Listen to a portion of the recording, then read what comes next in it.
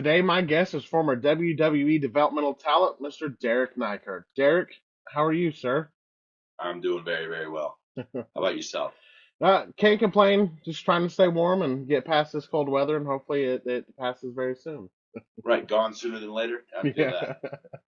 Although So, I again in Arizona, so I'm not looking forward to the summer. I'll take a little bit of relief for a while. so how did professional wrestling come into your life? What made you want to pursue this industry? Well, it's funny because I'm not the typical story of where I was a fan as a kid always, right? I've Hmm. always loved wrestling, but my first love was baseball, and I played professionally with the Tigers. And that journey of the minor leagues. We used to go backstage like to house shows and stuff. Like they'd invite us, and we'd come back. And I remember talking to some of the guys and the producers back then. They're like, "Hey, if baseball doesn't work out, give us a shout." And not thinking nothing of it, right? And I ended Hmm. up getting hurt, and I end up. I'll never forget. It was probably '98, the end of '98. I was watching Shotgun Saturday Night. Remember when they had Shotgun Hmm. Saturday Night back in Yeah. the day? And I called my agent after it was over. It was 1 o'clock in the morning. I wasn't expecting him to answer. And he answers, and I was like, "Hey, man, I think I want to give this wrestling thing a swing," because I knew I was on the downward because injuries. I was coming to the terms. I was like, "Okay, it's time to move on," because this injury just keeps. It was a hand injury that just kept being a nag, right? And I Hmm. was like, "Why not migrate into something else I'm a fan of?" And he ended up calling Stanford the next week, and I got flown down for a tryout. Like back then, they used to do it to where they'd have their guys that they were working out like 2 weeks out of the month, and they'd send them to Memphis or Louisville, right? Hmm. And I went and worked out. It was like right pre Kurt Angle's debut, so I'm working out with all these guys. Never been in a ring before in my life, and I'm my second day ever being in a wrestling ring. I had a match with Dennis Knight, Midian, and it was a go from there. I went to I actually went back to baseball for about a half a season because I wasn't able to let go yet. It was one of those where I was like, nah, I still kind of Hmm. let me. I'm a fan of this. I love this. The opportunity's there, but let me finish this dream out. And then I did, and then 2000 hits, and I started training in what would be the developmental for Ohio or Heartland Wrestling (HWA) down in Cincinnati, Ohio, and the rest was history, man. I became the baseball player turned wrestler after that. So how was what brought you to HWA? Were you sent there? Was it recommended? How was it working with Well, Thatcher? I was going to go originally because at the time I remember because I basically turned down wrestling with the WWE then, right? The Hmm. tryout went really, really well. They're like, hey, we'll call you up. Then because I went back, I kind of pushed everything on the burner and it wasn't a spot yet. And I was going to go train at Shawn Michaels' place that he had in San Antonio. And I remember calling Stanford and Tom Pritchard, who was their trainer at the time, their head trainer. He's like, no, no, no. He goes, go to Les Thatcher here in Cincinnati because we're moving toward being a developmental there anyway. Just Hmm. and they'll train you right. And I was like, okay. So I packed up and moved to Cincinnati. And luckily, I'm from Ohio originally, so it's like I had family there, so it wasn't that big of a transition. And you know, started training there 5, 6 days a week, and it, it was on from there. It's like I got the bug and it was over. So how was it training with Les Thatcher and truly diving into professional wrestling? It was a different world than I was used to, right? Like Hmm. I'm again, I will say when it came to being a former pro athlete, I was one that I like to work hard. You know what Hmm. I mean? There's not going to be, I'm going to push the pace. And it was that right off the bat. It was just the cardio is different. Everything's different. And mind you, I have a little bit of a martial arts and wrestling background is just, amateur stuff. And I didn't mind the bumping and stuff. I was like, okay, but then I was also the kid be like, well, let me try the big stuff. Let me try that big bump. I still was that way by the end of my career. It's like, if we're going to do that, let's do it big, not thinking, not even really caring that it's going to hurt. It was just like, it'd be cool finished if you hit me at that cattle drive off the top rope instead of just normal. But yeah, Les it was the right place for me to start because he was old school. Hmm. All those guys only understood hard work. It wasn't quite what I feel like it turned into later for a while, because I remember when I went to after Heartland and they ended up getting shut down, I just went and wrestled indies and around the Mm-hmm. world for a little bit, and then ended up in Deep South. Like, for instance, in Heartland, I was there when WCW got bought out, right? Mm-hmm. So we end up getting 100 and something WCW guys that you see on TV every day. You know, it's where I made friends with Tommy Dreamer, and who ended up being the one that hired me later anyway, right? Mm-hmm. It's like, made friends with all these guys and got to wrestle more matches than most guys on the indies, because we had such a huge roster Mm-hmm. that Les was able to capitalize on those house shows, right? So it's Mm-hmm. like, listen, we're having TV on these house shows every, 4 or 5 nights a week, it felt like, and we were going crazy. So and then plus we shared time. We shared our TV at OVW, so it's like I got to learn, because I started when Cena, Orton, uh, Lesnar, Benjamin, like that's the crew I came in with. So it's like Mm-hmm. there was a lot of transition back and forth in those things. And Danny Davis, who I love still to this day, I learned a lot from him. But yeah, Les was Les. Les was the guy that, you didn't wear your boots to the ring in a match. He will walk mid-match, mid-show, and stick your boots on the apron and walk right back to the back, like to prove a point, right? Mm-hmm. So it was a different world for me there. I will be the first to say I had a little bit of heat probably when I first started, because I was getting attention that I definitely didn't deserve because of my background, Mm-hmm. right? It was like, okay, we got this kid that played pro ball. Let's capitalize. I understand why. Let's capitalize on his history, because that's good advertisement, Mm-hmm. right? That's good marketing. And some of the vets thought I might have been taking a shine, you know what I mean? Yeah. So it's like there was, but then as soon as they got to know me, that all went away within a month or two after that. I was like, it's not my fault they're throwing me to these positions. Mm-hmm. I'm just gonna go with it. Back then you think also. I know me, at least the way I think. I was like, all right, I'll be here 3 months, then I'll be TV. It's gonna be Mm-hmm. great. Not how that works, but that's how you think it works.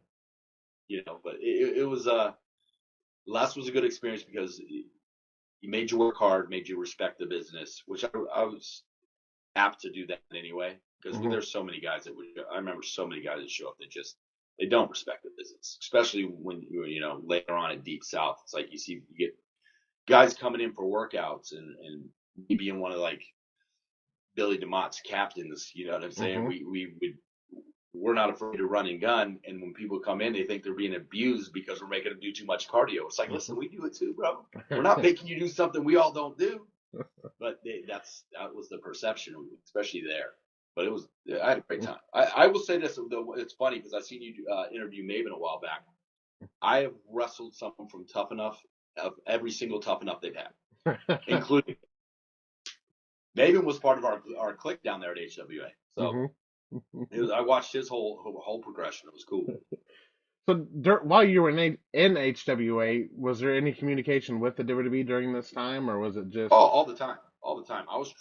I right away was training with their Mm-hmm. roster guys. Like, I was one of the lucky ones that, like, minus my first month of training and being green as grass, Mm-hmm. and learning the ropes. As soon as they had a full developmental, we got all the WCW guys. That's who I trained with. I Mm-hmm. went right into it, and I was supposed to be one of the before the contract went away. I was one of the next contract guys anyway.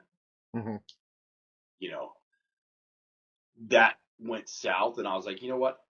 And here's the thing. Back then, I don't know if Les was this way towards the end, but then he would not really want us going. Like, now it's like, go wrestle everywhere, right? Mm-hmm. He didn't really want us wrestling anywhere else besides his spot. When we had all the WCW roster, we didn't really need to, Yeah. because God, we had endless shows, and I was on all of them. So I couldn't complain. But the blessing was I got to go overseas that I wouldn't have got to go overseas after I left there. Go see what Europe was like, get to go see what Japan was like, and he wasn't really apt to that while you were there. So it's Yeah. like when it shut down, I was like, all right, I'm moving back to Arizona, which I didn't even know they had indie wrestling out here.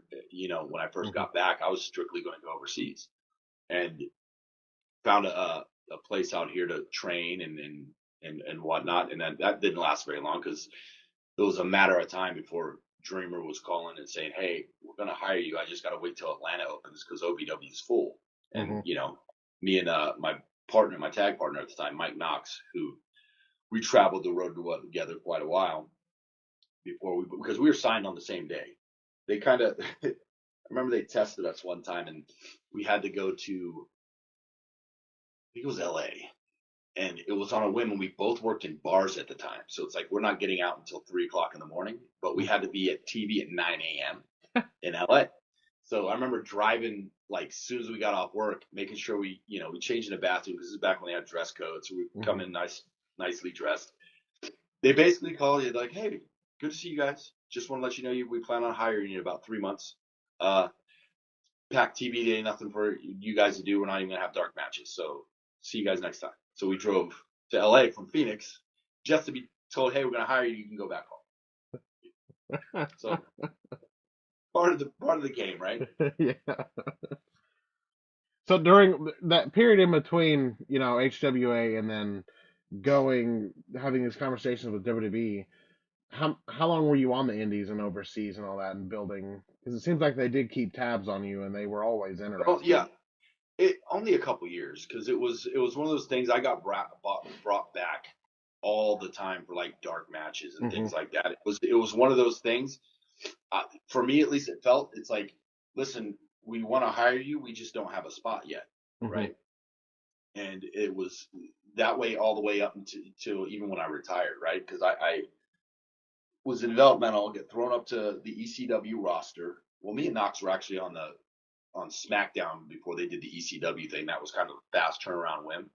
And then Hmm. they throw us into the ECW thing and kind of split us up. And I end up getting stuck under a mask for 6 months because, Danny Basham got hurt when he was one of the Heyman henchmen. I get stuck under that for 6 months and then tried to repackage several times. And I got hurt on that, and which kind of hindered me. And it was, yeah, I think they always had tabs and always had big plans for me. Hmm. I know they had big plans for me and Mike for a long time because there's been many a time where myself and Fit Finley and Dean Malenko, they were talking about what they were doing with us, and then they would be fighting on our behalf because you know how it is, man. There'd be times we were supposed to be doing something on TV that day, and 5 minutes before you're going through the curtain, they're like, "Hey, we changed it. You ain't Hmm. going."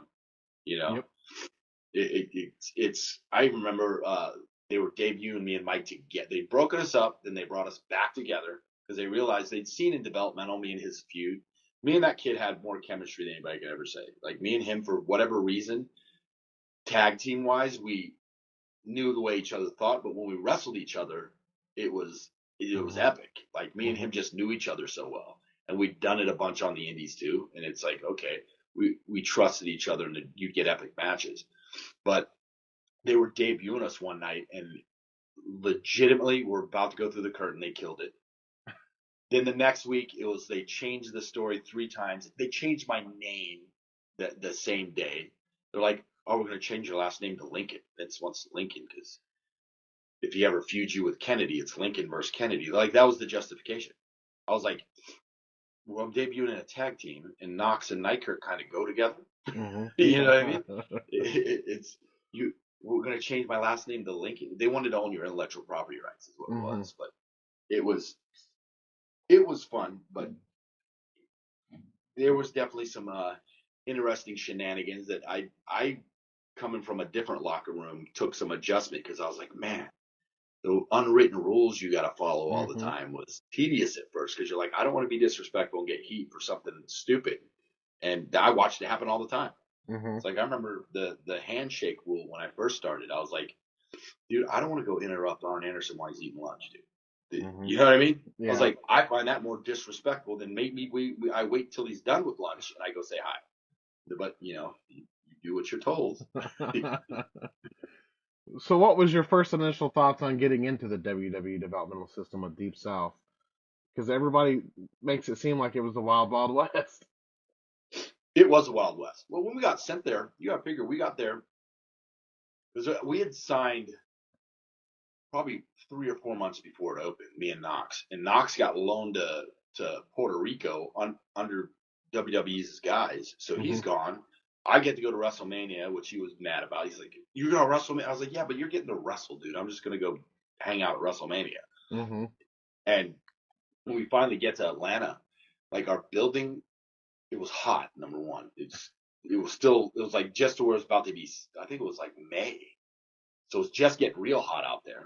Didn't have no windows in the building yet. We didn't have a ring for the first 2 weeks, so half the training we did was on mats, or we were in Gold's Gym in the aerobic room doing ridiculous cardio. Which again, I will say this about especially the first crew, we were in better shape than any crew I would even say to this day, because the amount of cardio we were accustomed to. Like we'd start our day off with 500 squats, and then we start doing cardio. You know what I mean? It was we were in good shape, and I used to laugh at people complaining about it. I was like, dude, they're paying us to train. What are you talking about? Yes, it sucks, but you're getting paid to train. But we did some wild things. You know, we had like Let's Make a Deal Fridays once we actually got the building shut, like buttoned up and windows and everything. Like we'd go so hard by Friday, we didn't want to train on Fridays. And half the time that was after our TVs that we'd have, because Mm-hmm. we'd always shoot Thursday TVs there. And our Let's Make a Deals would burn us every time, because it was like, we'll make a deal, and Bill would be, who I love, by the way. I know he gets a bad rap sometimes. Bill's one of the sweetest people you'll ever meet. He's very good at what he does. I just think today's generation can't. Well, I can't even say that, because there was a lot of the guys that were with me. They just can't tolerate. You got to work that hard, and there's not an excuse. And if you're not working hard, you bust your balls. Mm-hmm. But never in a horrible manner. It's like, dude, just breaking your balls. I remember being hurt one time and him making me sit out, because I was dumb enough to just try to keep going. And he sat me up in the thing, and it was if you were sitting in the stands, you got called King Biscuit. You had to wear your hat or your shirt on your head or something stupid. And I remember having to sit up there as King Biscuit half the day, and I was like, and he'd say something every about 10 minutes just to gaslight. And I was like, all right. But it was a wild west in the fact that we had 16 of the originals, and we did some banana stuff. Like besides the training, yeah, that was hard. We all took pride in trying to, like, we caused it was negative for a little while, but we never, if you look back, it was all positive.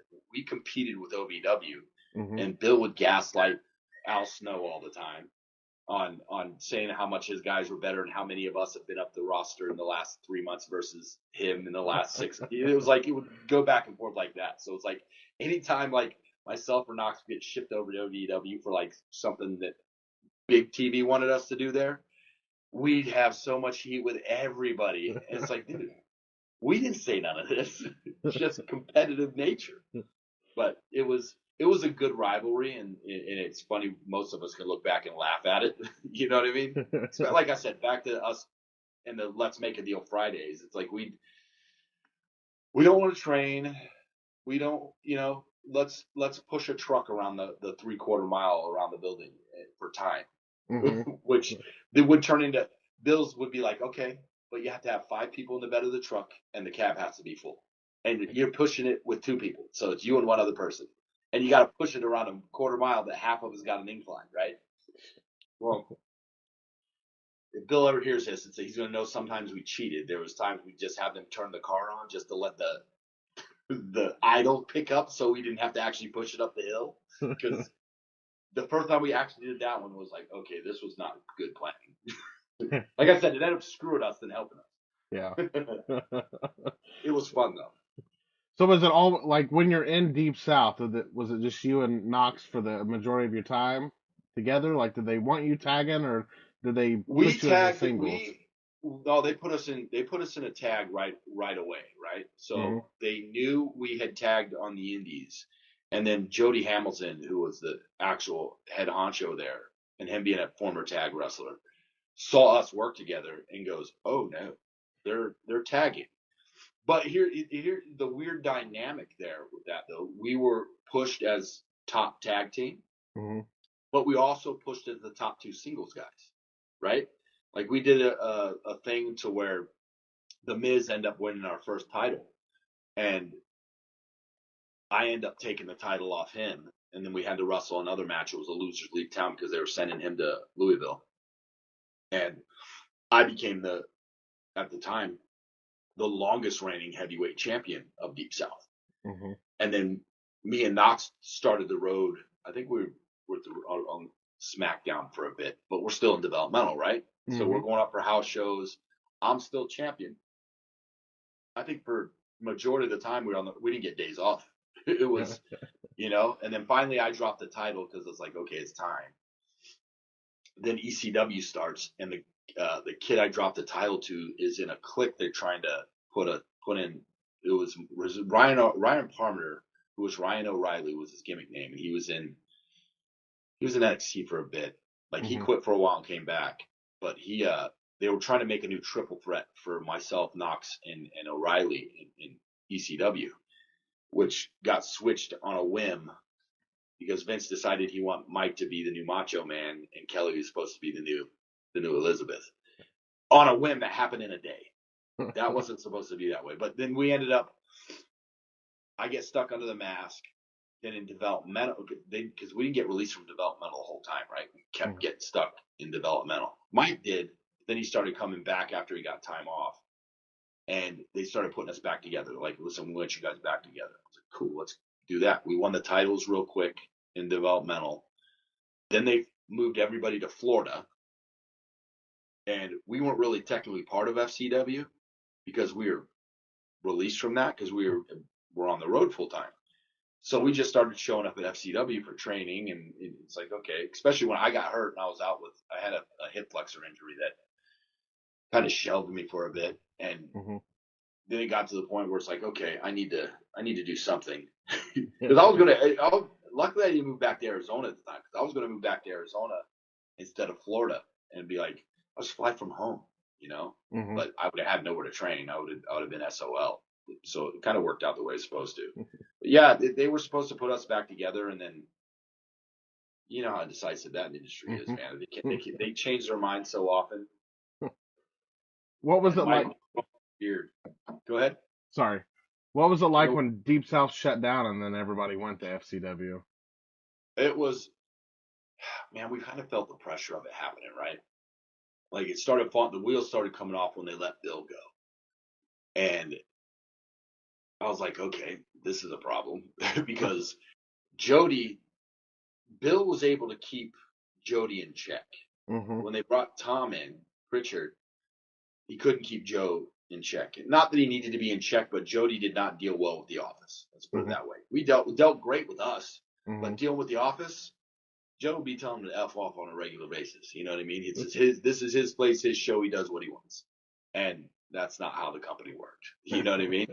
But we got a call one day.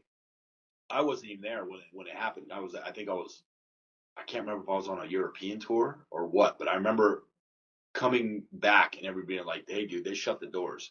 Like, I was like, what? Like, because me and Mike had to go turn in we were tag team champions at the time. We had to go turn in the belts, right? They go, no, all the developmental guys got a call, and Laurinaitis and a few other office people were there, and they're stripping posters off the wall. Like, they're gutting the place. And I was like, what just happened? I still couldn't tell you exactly, besides us all getting taken to dinner later that night and saying, hey, FCW is probably going to be the next thing under Taylor, da-da-da-da-da. Me and Mike and a couple others weren't even on you guys can do whatever you want, but this is where. So I was like, okay, so are you saying we should move to Florida? He's like, no, you don't have to.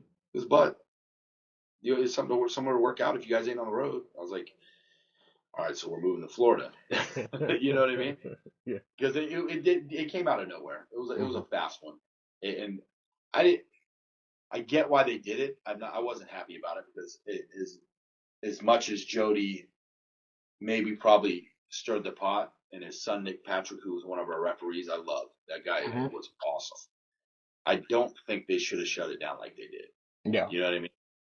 And here's the thing: at that point, I'd gone through it twice because they did the same thing to Les, and it was over the same reason. Les being less, not willing to, talk smack and say things he probably shouldn't, man, he would have never made it to the PG era. Let me tell you that. So how was FCW? Now that was that one I wasn't there a whole lot, and Hmm. it was I got stuck the majority of the time I was there. Arn Anderson at TV used to always make me work with the girls. This is before the women's revolution, obviously. None of them could wrestle like they can now. Hmm. So I'd be teaching chain wrestling, and because I was a shooter, so it's like I could show them ground game a lot better than they knew it. So I'd be working with them there, and that's kind of what when I'd show up to FCW if I wasn't working out with like Edge and me rehab together. So it's like we go in and kind of work out together, and which got me heat with the office on a couple. Well, I can't say the office. Some of the trainers and stuff didn't care that Edge is requesting me, and like TJ, Natty's husband, Hmm. TJ Wilson, me and him would be the ones working out with Edge instead of Edge working out with everybody. So it's like, why am I getting heat for this?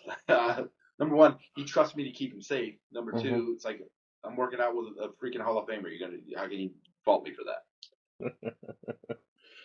So during like you're in developmental, you're going to main roster, you're doing all this stuff. How was that a frustrating time period? Was it because it's got to be like it's got to mess with your mind. Stuff changing left, Well, right. You're doing this, you're not doing that. Let's do this. well, here's the thing, and this is again, I'm sure 95% of the wrestlers can attest to it.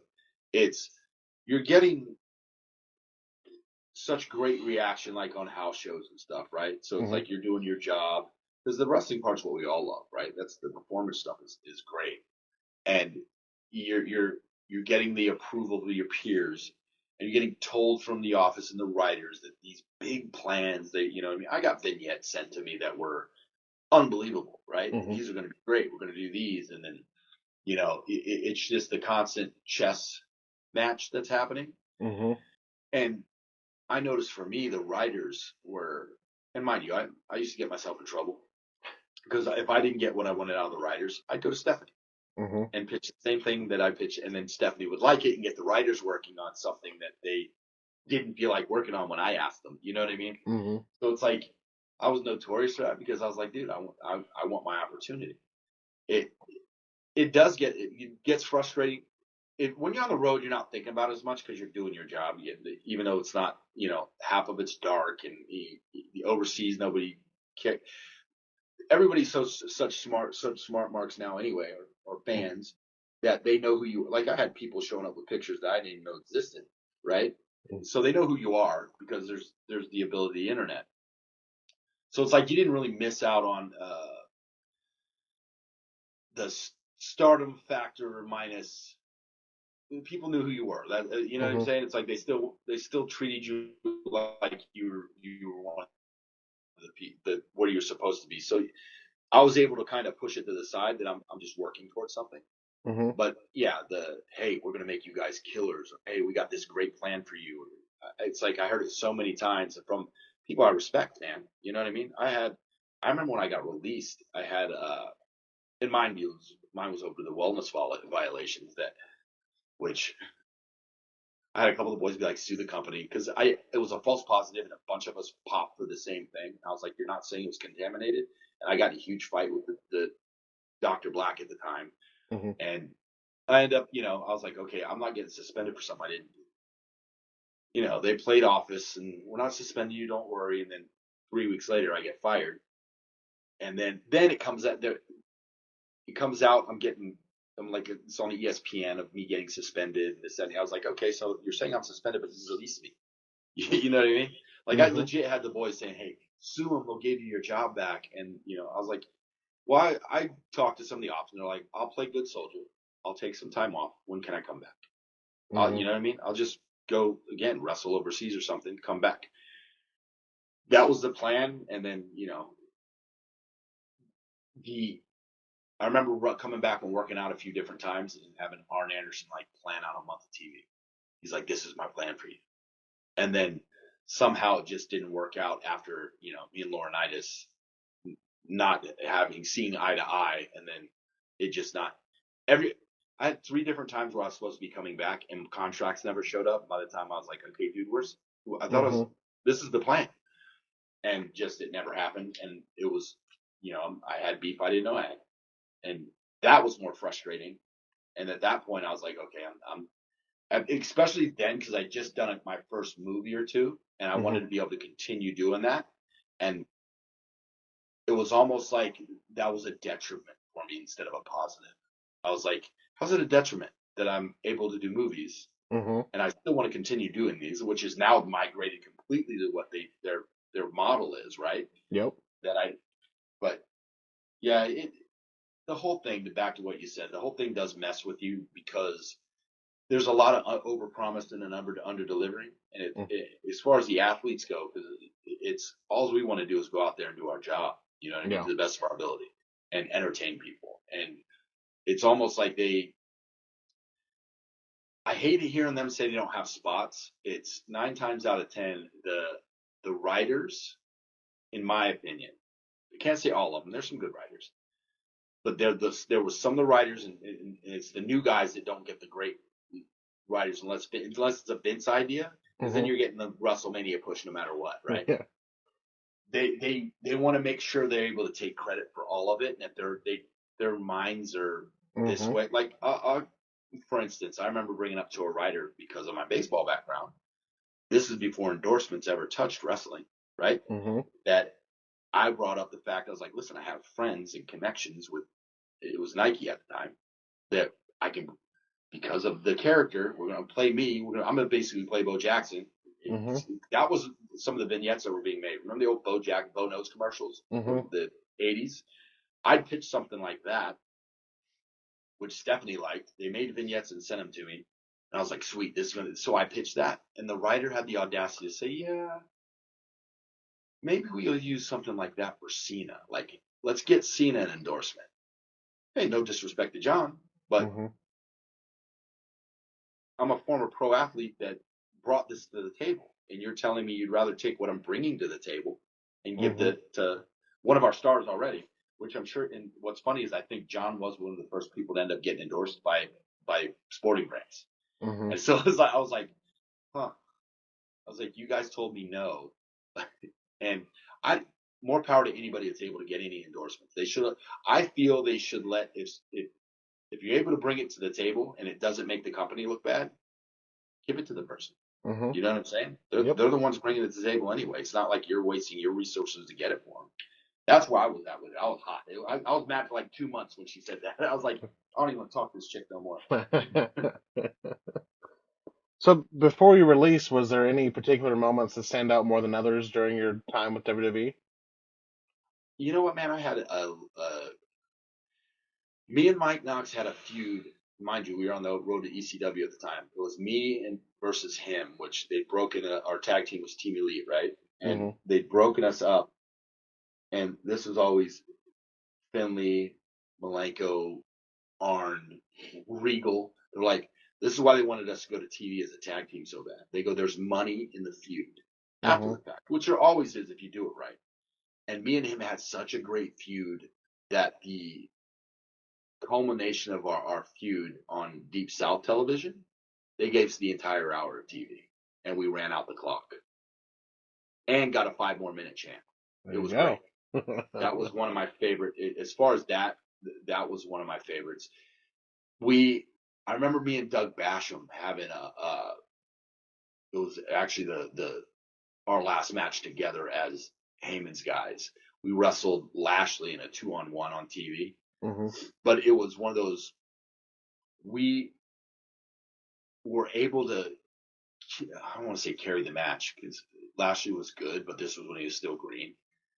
And we were able to get places and put that together in a manner, somewhat on the fly, mind you, that it made Bobby look like what they wanted him to look like. That was, and we ended up getting like extra segments. So it was like, we thought it was going to be quick and short, and all of a sudden they're like, hey, you got like 3 segments.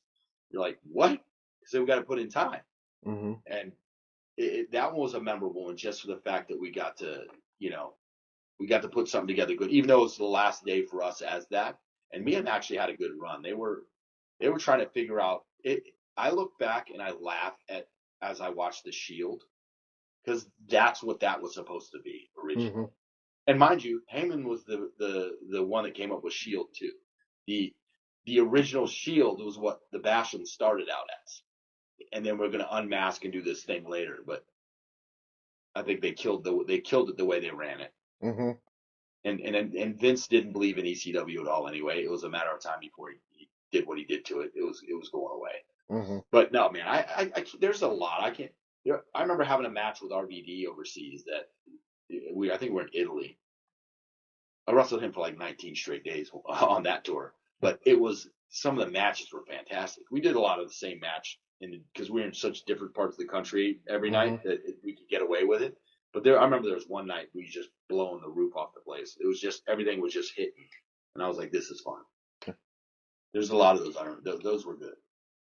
I remember some of the negative ones too. I remember Sabu landing on my head when I'll never forget. I was laying.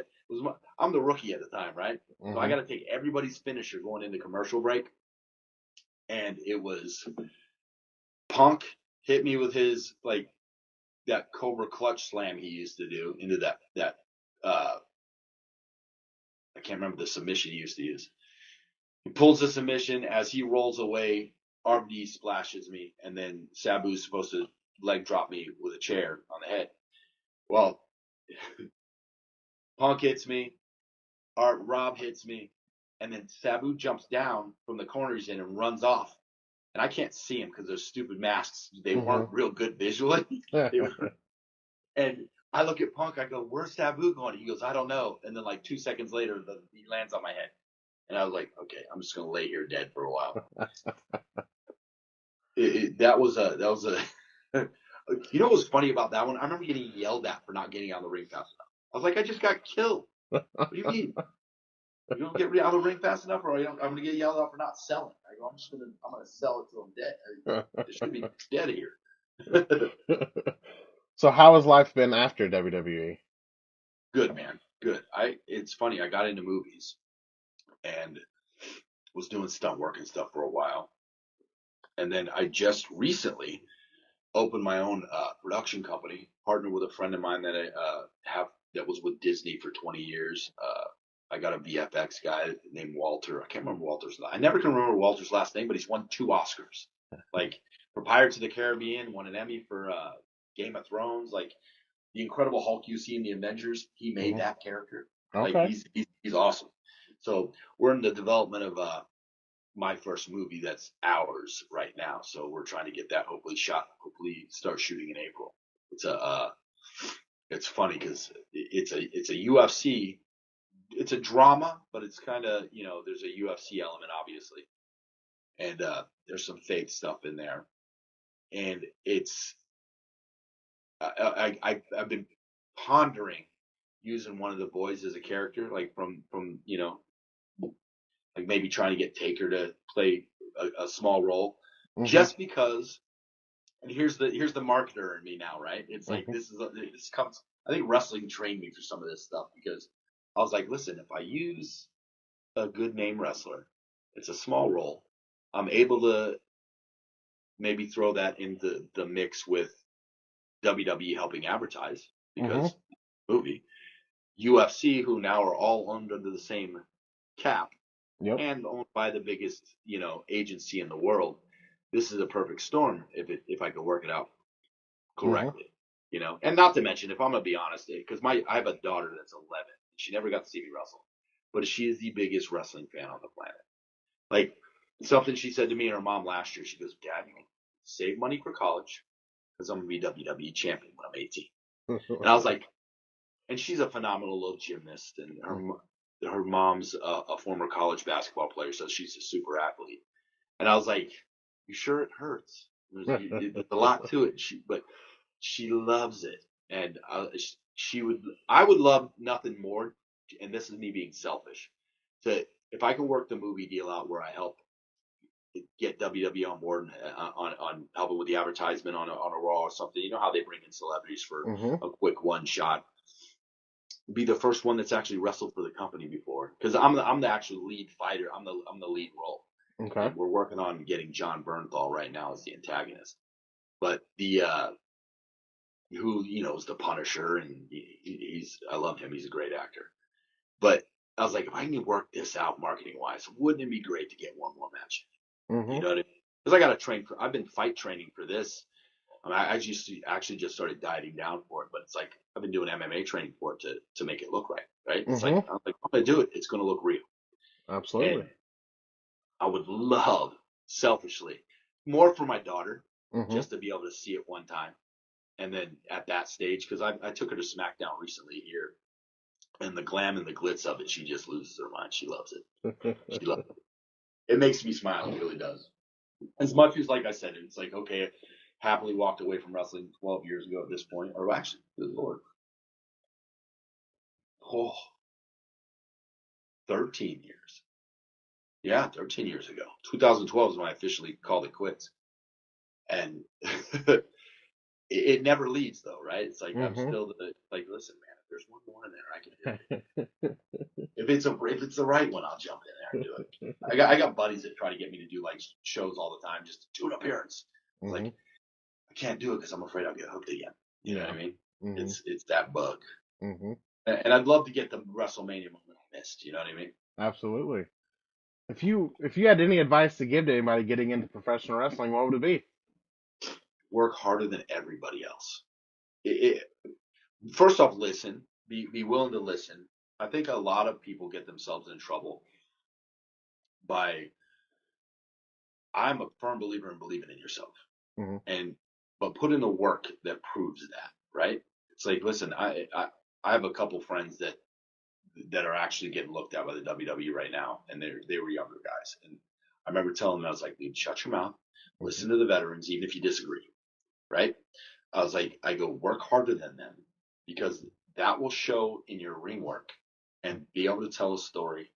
I go, if you're getting the crowd reacting to you and you're able to tell a story in here versus just doing spot after spot after spot, you win, because that's all they're ever looking for. Mm-hmm. And know that if you do get that opportunity, whatever you've learned anywhere else, shelf it and relearn it the way they tell you, because it's their way. If you know those things going in and show up, I just had a kid, this actor kid that's trying to get in this movie. His brother-in-law is a wrestler. He's an indie. I guess he's been in the indies for like 5-7 years, something like that. And he's waiting on a tryout that he has in down in Florida, in Orlando. And he was asking advice, and I was like, be in shape. Mm-hmm. I remember happened to be one of the guys that worked you out, and everybody comes out of shape. Mm-hmm. If you come in shape and you're athletic, and then you got charisma and stuff on top of it, great. Because they're at the point now, because the way they recruit, they're just throwing stuff against the wall and see what sticks. Mm-hmm. Right? They're signing all these college kids to contracts, futures contracts when they're in college, hoping they'll give it an opportunity. But I remember even when I was there, we'd get pro athletes come in and they'd want to quit within 3 days, because you think being a college football player, you're going to come in and be like, oh, dude, I play football. Dude, it's not the same. It's not the Mm-hmm. same. Smack your head the first time, and that's all you feel the rest of the day, you know? And then the cardio, you can't explain the way cardio works in a wrestling ring. You can't, Mm-hmm. there's nothing you can do for it but that. And I'll be the first to say, my first time, I should have never had a match, but they were confident enough to let Dennis.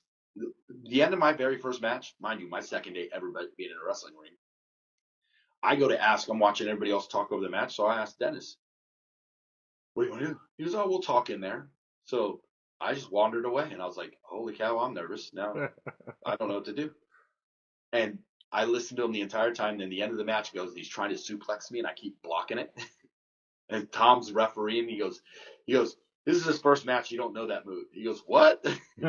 He teased me, and we end the match, and we roll out of the ring. He goes, "You never had a match before?" I go, "Dude, this is my second day ever being in a ring." He goes, "Dang, man, you did a good job for never being in a ring before." I was like, "Well, I wasn't willing to take a suplex.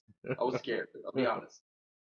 But I was bumping like crazy for him. I was like, "Dude, I just learned how to bump yesterday. This is crazy." But no, I think if anybody getting in, I say, if you love it, do it. If you're doing it as a hobby, it's not worth the abuse of your Mm-hmm. body if you're just doing it for fun. Mm-hmm. And if you're wanting to make it to the big time, you got to follow. No offense, you probably watch a lot of wrestling. It's Mm-hmm. like you watch indie wrestling. It's like half the roster's not in shape, Mm-hmm. and you ain't.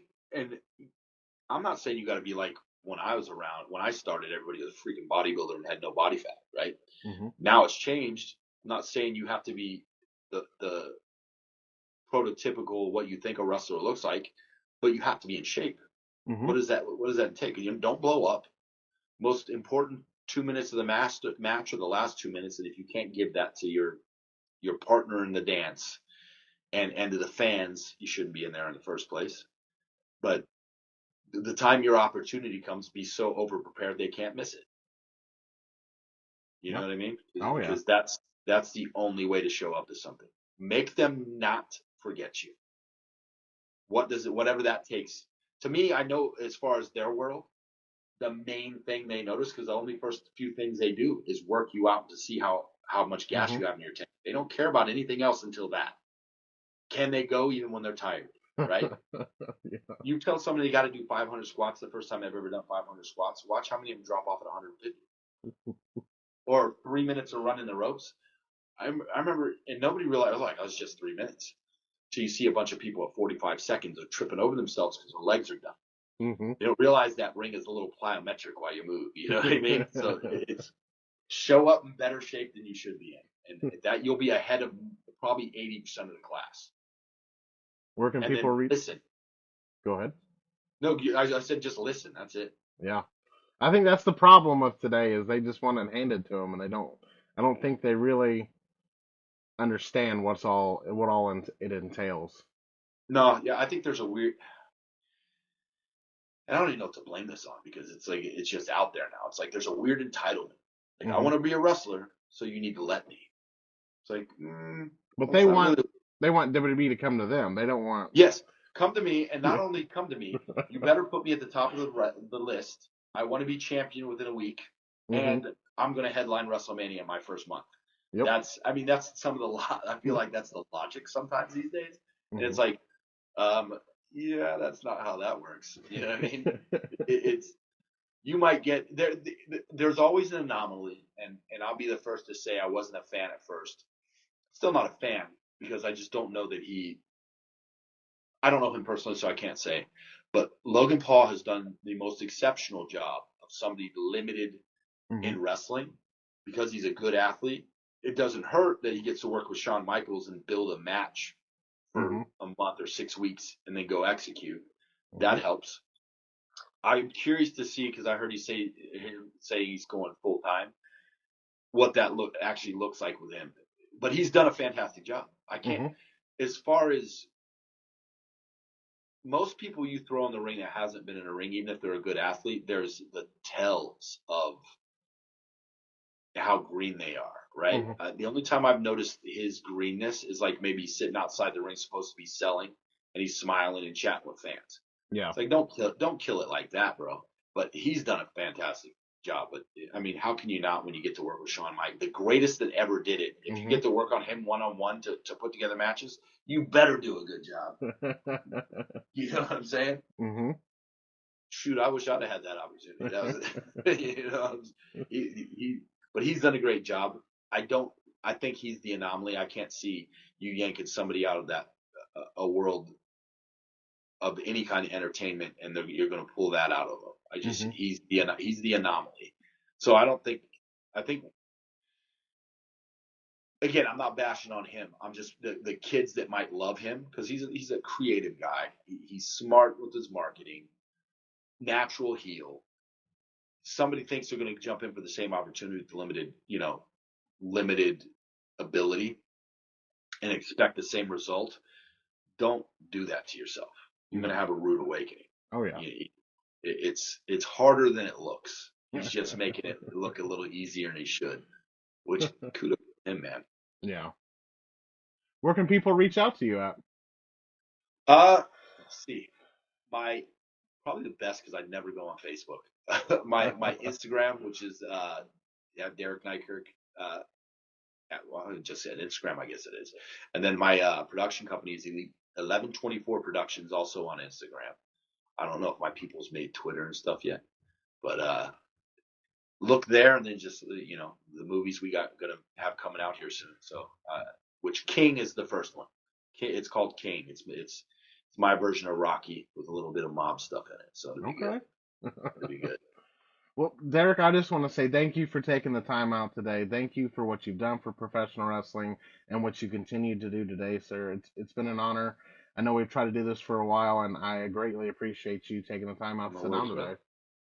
No worries, man. I appreciate it. Thank you for having me, man. It was fun coming on. If there's ever anything that I can do, please feel free to reach out. Awesome, buddy. I appreciate you, Brian. You have a good Thank day, bud.